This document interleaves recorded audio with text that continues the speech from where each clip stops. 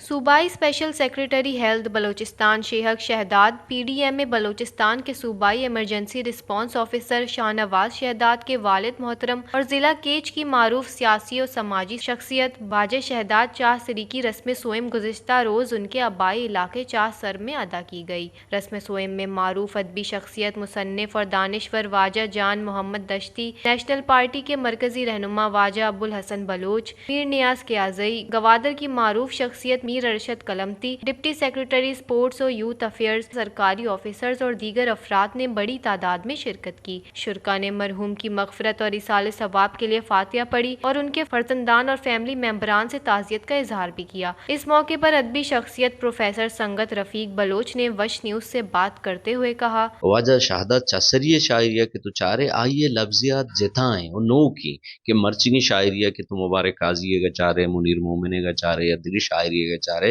تا آ لفظیات کے واجہ شہادت استعمال کتا آچا جتائیں منا ای چیز کے آئی شاعریتوں کا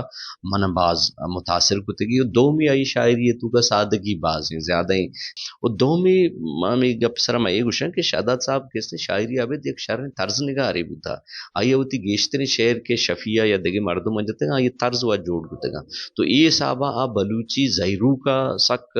واقف مردم ہی بوتا یا قدیہ تک اور دومی بلوچی صوت چاپ یا یہ کلاسیک شاعری آئیے بعض یاد بوتا و آئیے نزوری و شرریاں واقف بوتا۔ وش نیوز کیچ بلوچستان۔